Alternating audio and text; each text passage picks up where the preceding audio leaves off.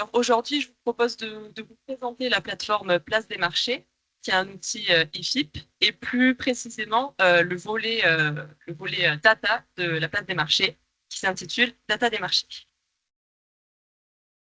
Alors, déjà un petit peu de contexte, le contexte dans lequel s'inscrit finalement cet outil.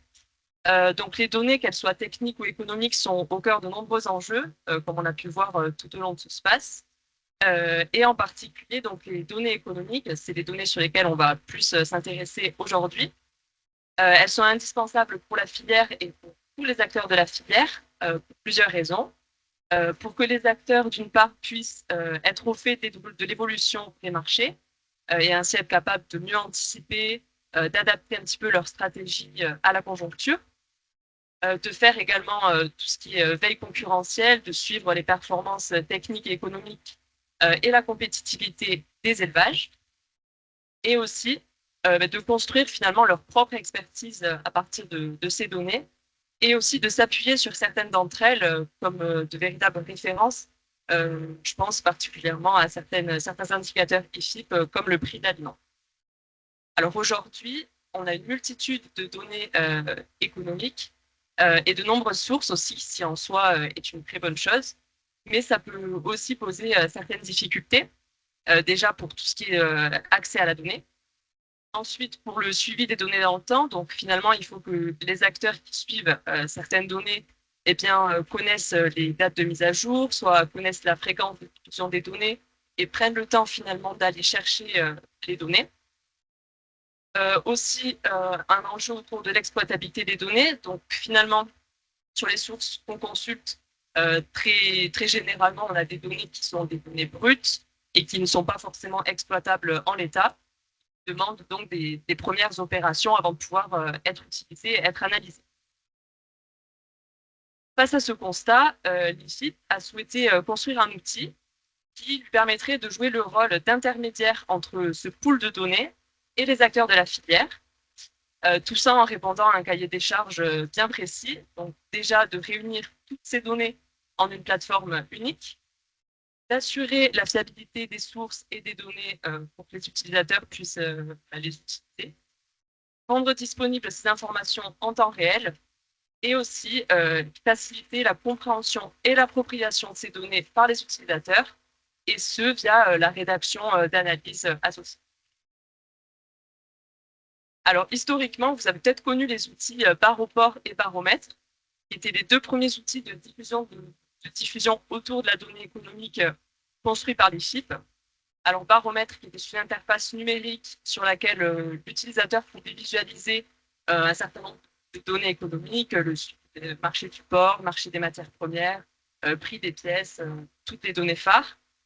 Et Baromètre, qui était une revue mensuelle dans laquelle l'utilisateur retrouvait un petit peu ces données phares et aussi toute une partie plus rédactionnelle, donc des analyses de conjoncture, des actualités de la filière. Voilà, donc c'est la revue qu'on voit en bas à gauche de cette diapositive. Et finalement, il y a un peu plus d'un an, ces deux outils ont été totalement repensés et ont été fusionnés en un outil unique qui s'appelle Place des marchés, dans lequel on retrouve un volet spécifique dédié à la donnée économique qui s'appelle Data des marchés, qui est une plateforme numérique interactive dans laquelle l'utilisateur peut visualiser et explorer un certain nombre de données économiques. Alors, Place des marchés, qu'est-ce que c'est? Donc, si on se rend sur le site de l'IFIP, sur la plateforme Place des marchés, voilà ce sur quoi on tombe finalement. Donc, une page sur laquelle on peut accéder à toute une partie plus rédactionnelle, donc c'est ce qui s'intitule À la une, dans lequel vous retrouvez les articles de conjoncture, ce qui est actualité de la filière. On trouve aussi des événements de l'IFIP, d'autres supports de diffusion de la donnée, notamment les vidéos éco-port ou les podcasts. Et sur cette plateforme Place des marchés, on a un volet qui s'intitule Data des marchés, donc sur la partie gauche, sur laquelle eh bien, l'utilisateur peut avoir accès à tout un tas de données économiques d'intérêt pour la filière qui sont synthétisées dans les tableaux de bord thématiques. Alors, je ne vais pas vous présenter dès maintenant à quoi ressemble un tableau de bord thématique, Je vais d'abord un petit peu vous expliquer comment fonctionne la data des marchés et comment elle s'organise. Alors, la data des marchés, comment est-ce que ça fonctionne? Donc là, l'idée, c'est un peu que je vous présente finalement ce qui se passe, toutes les opérations qu'on fait depuis la donnée qu'on trouve à la source, finalement, jusqu'à son intégration et sa visualisation sur la data des marchés. Donc pour ça, on a une première étape que j'ai appelée sélection des données et des sources. Donc c'est une étape cruciale où on vient choisir, enfin sélectionner des données et sources pertinentes et surtout robustes. Ensuite, on a une phase d'intégration des données dans DIP. Alors DIP, c'est pour données économiques de l'élevage porcin. C'est finalement la base de données IFIP dans laquelle on recense toutes les données économiques qu'on fait. Une fois qu'on a donc notre base de données constituée, eh bien, on bascule sur une plateforme qui s'appelle Azure Data Factory. Et c'est là qu'on vient préparer nos données pour ensuite les basculer sur une autre plateforme. Je préciserai après un petit peu ces étapes qui sont plus techniques. Sur une autre plateforme qui s'appelle Power BI, qui utilise des techniques en fait de data visualisation et qui nous permettent de construire nos visuels, de réfléchir aux graphes qu'on souhaite présenter. Et ensuite, ces visuels, ces tableaux de bord qu'on construit, sont intégrés sur Data des marchés et c'est ce à quoi ensuite l'utilisateur a accès. Donc maintenant, je vais détailler un petit peu chacune de ces étapes.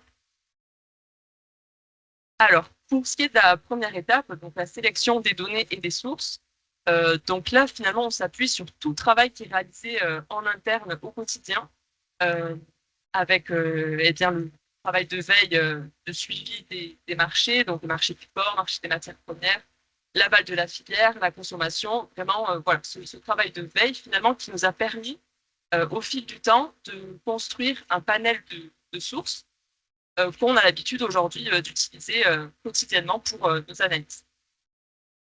Ici, on a aussi une première phase de contrôle de la fiabilité des données.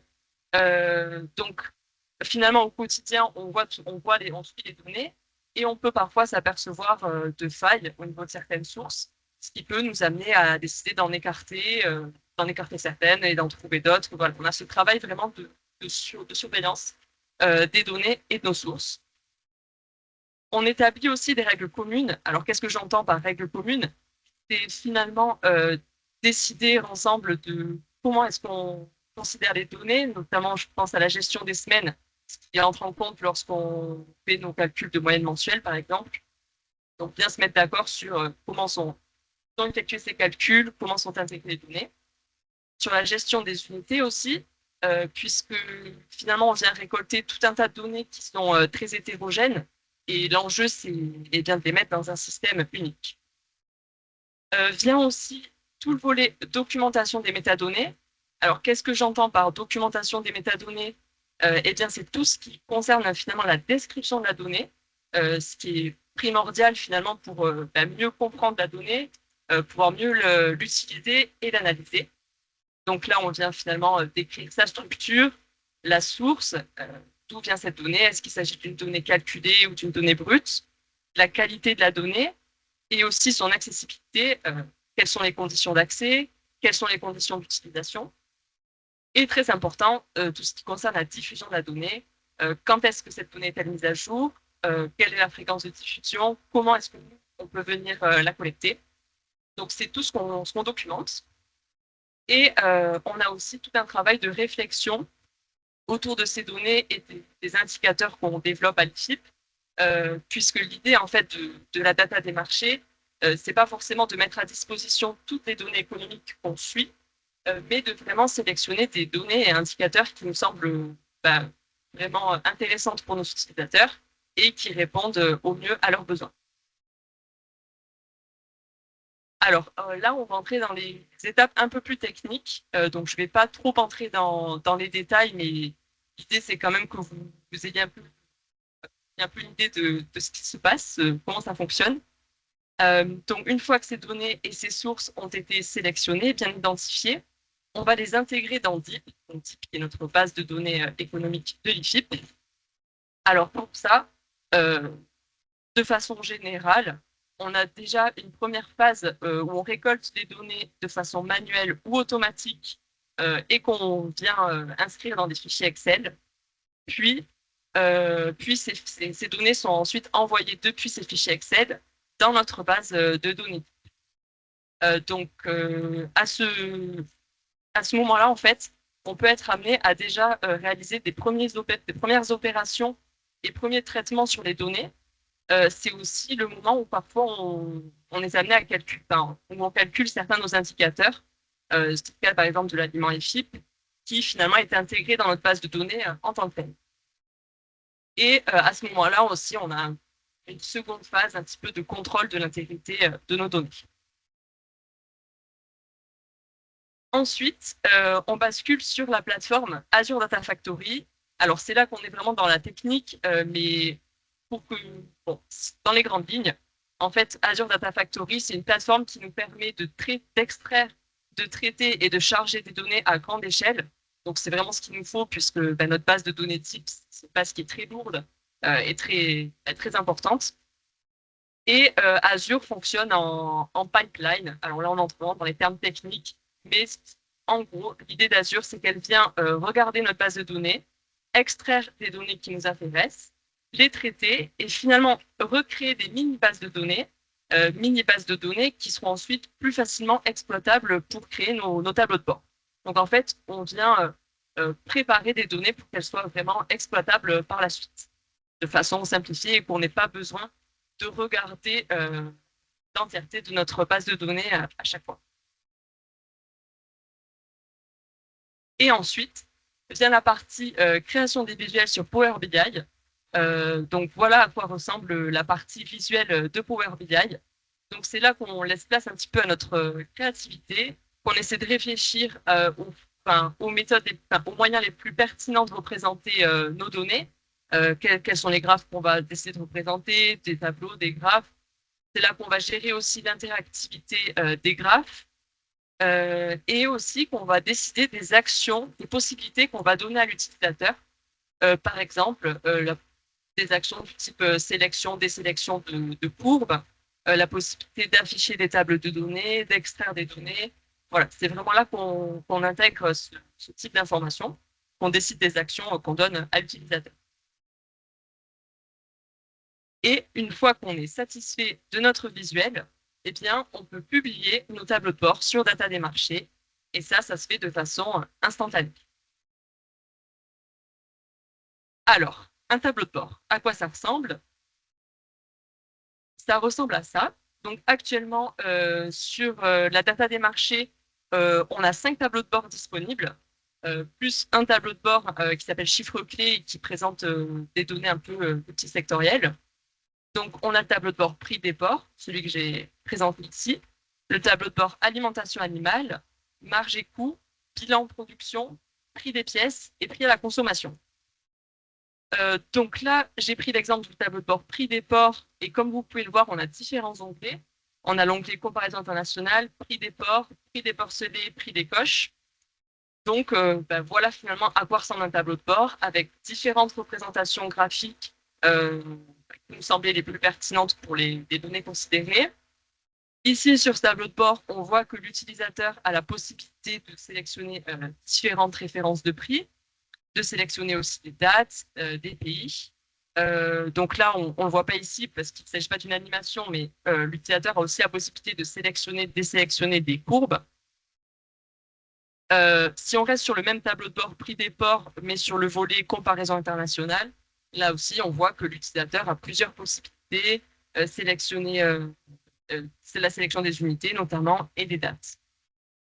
Donc voilà, là c'est un exemple de ce qu'on retrouve sur tableau de bord et chaque tableau de bord est vraiment très spécifique aux données qu'il présente et donc ils sont tous différents entre eux, mais finalement l'idée c'est toujours d'avoir quelque chose de très visuel et qui soit aussi interactif, voilà, qui serve au mieux en fait à notre utilisateur.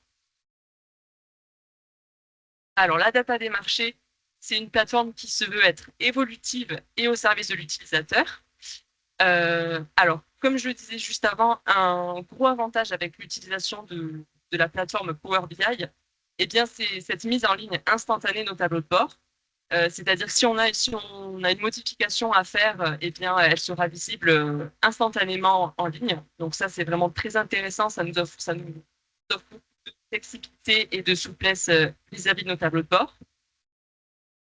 C'est une plateforme qui s'adapte aux besoins des utilisateurs. On accorde beaucoup d'importance aux retours qui nous sont faits, aussi bien sur la forme que sur le fond. C'est une plateforme qui est évolutive aussi, puisque eh bien, on travaille sur la construction de nouveaux tableaux de bord, un tableau de bord commerce et un tableau de bord consommation, qui sont à venir sur la data des marchés. Et donc, comme je disais, on est vraiment dans cette démarche de répondre au mieux aux besoins des utilisateurs. Et c'est pourquoi on s'apprête à mener une enquête auprès de nos utilisateurs avec l'aide de notre collègue Cédric Delmotte, UX designer à l'IFIP. Donc avec pour objectif d'aller à la rencontre des utilisateurs, d'identifier leurs besoins, d'identifier les points d'amélioration pour faire finalement de notre outil place des marchés et data des marchés un outil qui soit vraiment optimisé et qui réponde le mieux à vos besoins. Nous sommes à votre écoute. Alors, d'ailleurs, dans le cadre de cette matinale, nous sommes allés à la rencontre de 3 utilisateurs de la plateforme et avons recueilli leurs témoignages que je vous propose d'écouter juste après. Avant ça, tout d'abord, merci beaucoup pour votre attention.